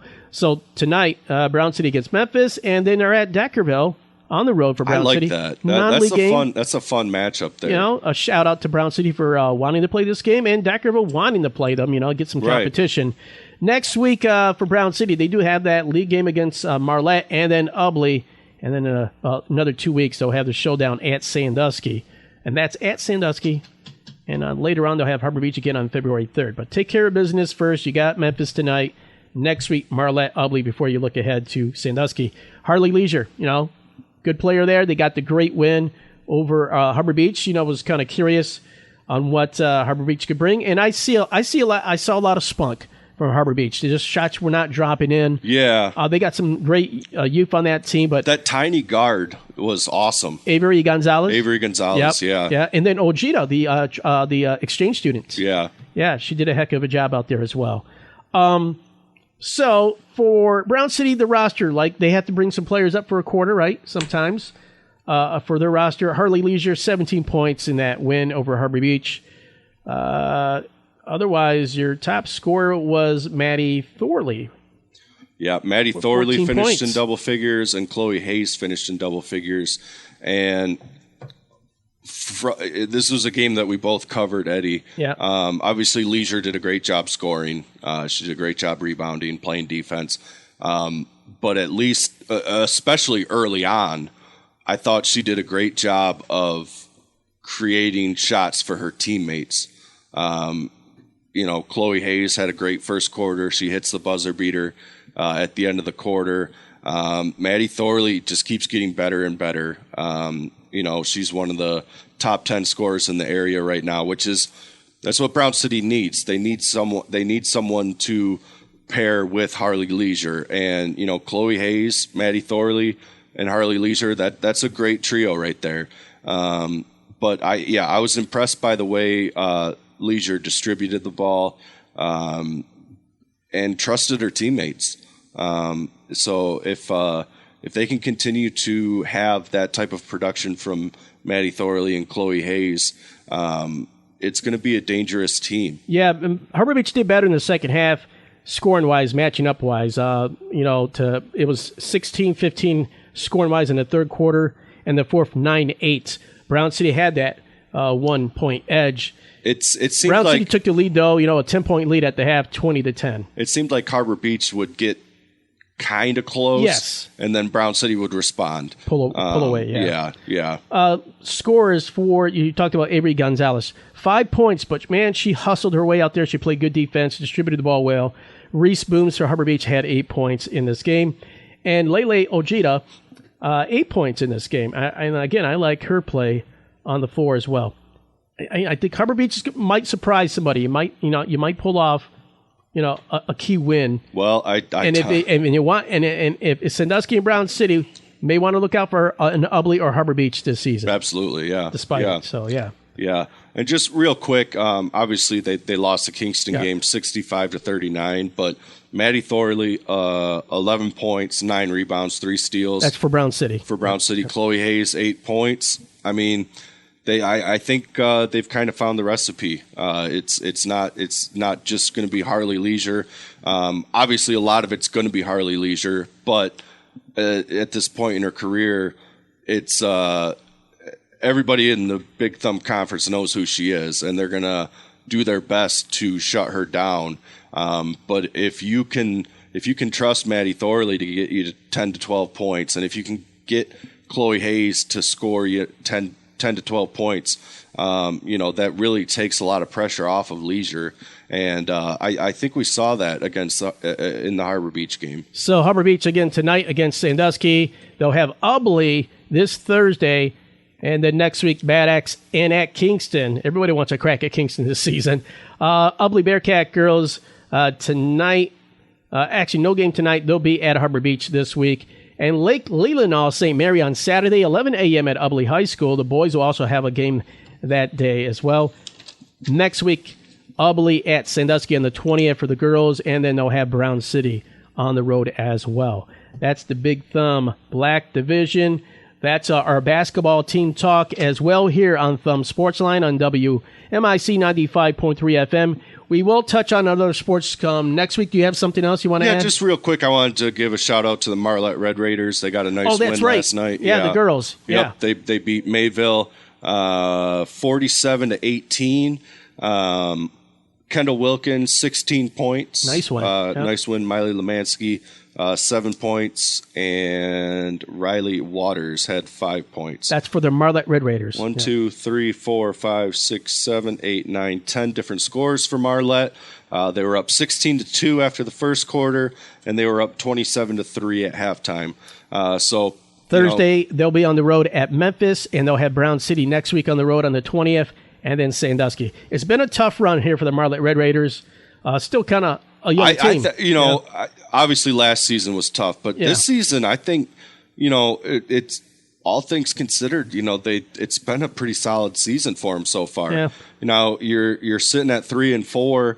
Last season, I think they won. I don't know that they won.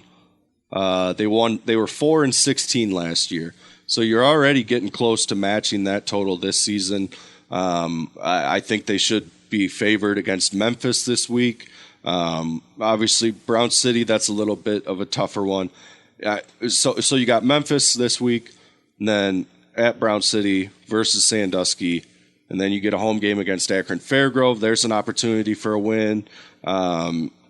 It's the fact that like last season, you knew that they were getting better as the season went along.